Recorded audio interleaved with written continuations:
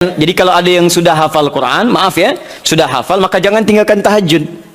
Ciri penghafal Quran itu nggak meninggalkan tahajud. Nah, dalam tahajudnya, dia mendesain salatnya itu untuk mengulang hafalan.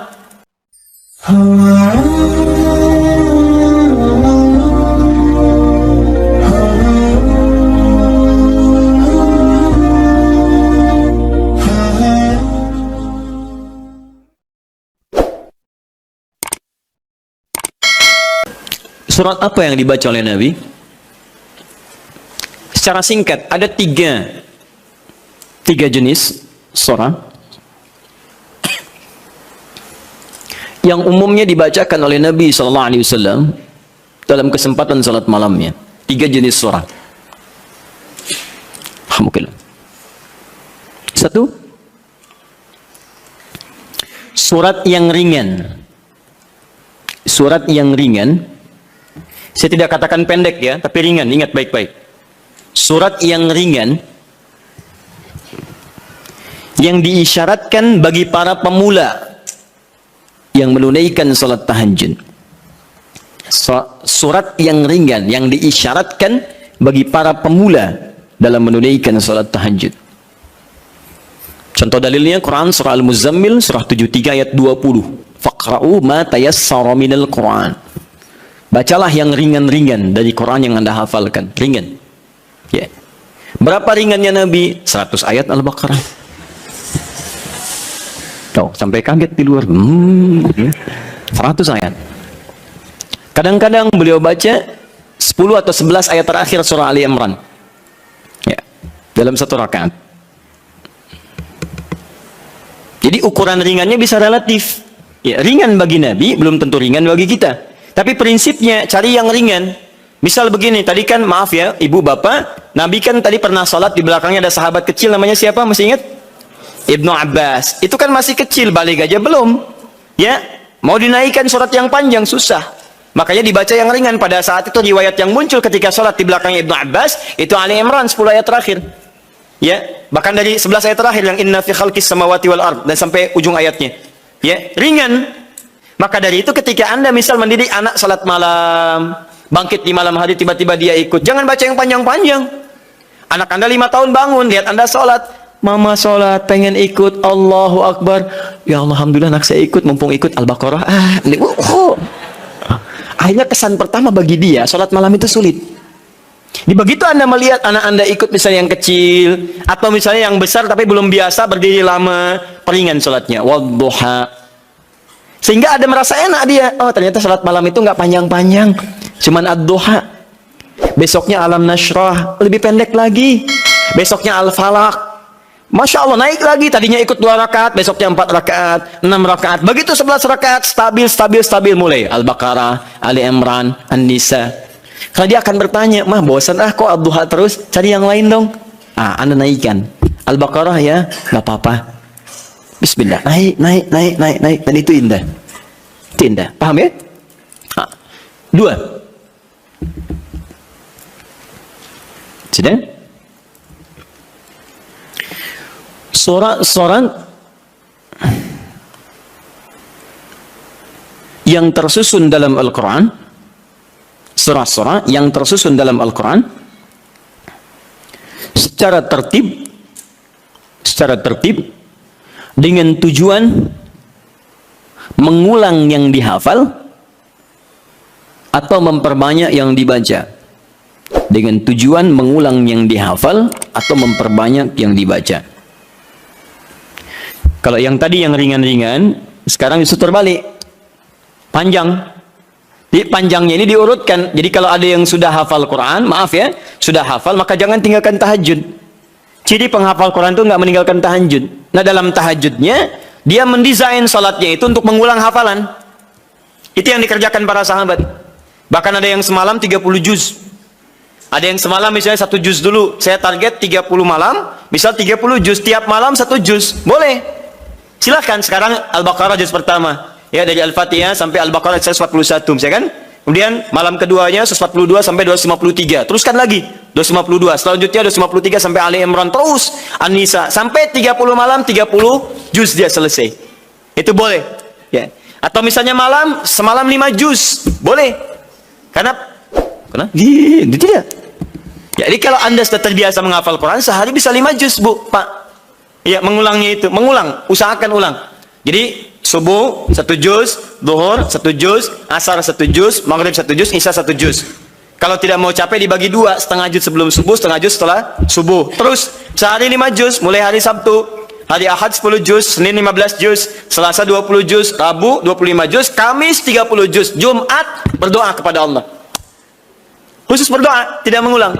Jumat itu doa minta, ya Allah, Engkau minta salat, saya salat. Engkau minta menghafal, saya menghafal. Engkau minta mengulang, saya mengulang.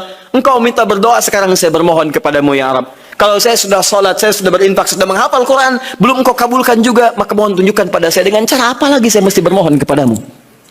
Maka doa penghafal Quran ketika dia bisa khatamkan dalam 6 hari itu, Jumatnya mubarakah untuk dia. Itu yang disebut oleh orang Arab, Jumat mubarakah, Jumat mubarakah. Semoga Allah turunkan keberkahan. Nanti yang Anda hafalkan sampai Isya itu diulang, malamnya pakai dalam tahajud. 5 juz dibagi misalnya 10 rakaat, ya. 1 juznya, 1 rakaatnya setengah juz. Rakaat terakhir witir misalnya, ya, atau silahkan bagi ke 23 rakaat atau yang lainnya. Intinya adalah silahkan ulang-ulang hafalan atau sengaja untuk memperbanyak bacaan di malam hari. Anda hafal Al-Baqarah, pengen dipakai tahajud, boleh. Ya, Al-Baqarah ada 86 ayat, bagi 11 misalnya rakaat, silahkan, sah untuk memperbanyak dan mengulang bacaan. Paham? 3. Ini jenis yang terakhir, dan ini yang sangat jarang dilakukan. Padahal Nabi itu banyak disebutkan dalam riwayat sering mencontohkan ini. Memilih surah-surah yang sesuai dengan keperluan Anda, kebutuhan Anda. Memilih surah-surah yang sesuai dengan kebutuhan Anda, keperluan Anda. Tadi saya katakan di awal, semua surah Al-Quran itu adalah didesain sebagai pedoman hidup kita. Jadi semua masalah kita solusinya ada di situ. Saya pernah bacakan di awal jumpa kita banyak ayat di Quran tentang hidup kita. Nah, kenapa Anda saat malam tidak bermohon kepada Allah lewat sholat Anda? Maaf teman-teman, Bapak Ibu sekalian, dengan membaca surah yang terkait dengan kebutuhan Anda. Misal, Anda yang sedang mencari nafkah, kenapa tidak baca ayat-ayat tentang nafkah di Quran? Minta dimudahkan, kan ada. Di Al-Baqarah 168, Al-Baqarah 172, Al-A'raf ayat ke-96 misalnya. Tentang rezeki di Quran surah 51 ayat ke-22 misalnya. Ada semua. Anda yang sedang kesulitan misalnya di rumah dan sebagainya, kenapa nggak baca ayat-ayat tentang kemudahan? Ya, mudah urusan rumah. Misalnya Quran surah keempat ayat 34, 35 gitu kan. Kalau ada persoalan minta kepada Allah solusinya. Kemudian ada di Quran surah ke-65 ayat 2 sampai 3 tentang masalah-masalah yang umum. Anda yang di birokrasi sekarang banyak orang, saya tuh bingung ya. Kalau masa-masa pemilihan tuh banyak mengerjakan hal yang tidak perlu. Padahal kata Quran itu di Quran surah 3 ayat 27 kan jelas. Dari 26 sebetulnya sampai 27-nya. Jelas. Qulillahumma malikal mulki tu'til mulka man tasha' wa tanzi'ul mulka mimman tasha'. Katakan kekuasaan itu hanya milik Allah. Allah berikan pada siapa yang kehendaki. Jadi kalau ada orang baik diberikan supaya kebaikannya menyebar pada rakyatnya. Kalau ada orang jelek kemudian dia bisa naik, untuk ditunjukkan ada yang salah di tempat itu harus diperbaiki supaya dia bisa diganti dengan yang lebih baik. Itu maksudnya. Tapi kekuasaan itu Allah yang tetapkan. Makanya orang-orang yang pandai itu dia akan mendekati Allah. Dia akan memohon supaya diberikan petunjuk. Kalau diberikan, dia lakukan hal-hal yang baik. Maka mendekat dia, baca ayat-ayat itu.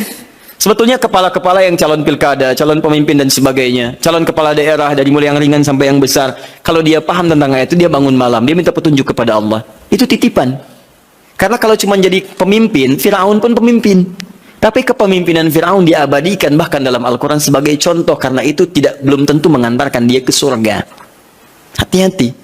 Ada orang diberikan kedudukan, dengan itu dia bisa ke surga. Ada orang diberikan harta, dengan itu dia bisa ke surga. Ada orang diberikan pengetahuan, bekal itu untuk ke surga. Ada orang yang hanya diberikan tenaga, karena itu yang membuat dia ke surga. Bilal mendapatkan tenaga, dengan itu dia pakai adzan. Ali mendapatkan pengetahuan, dengan itu dia pakai berdakwah. Baik, sebagian sahabat mendapat kedudukan, di antara mereka ada Umar bin Khattab.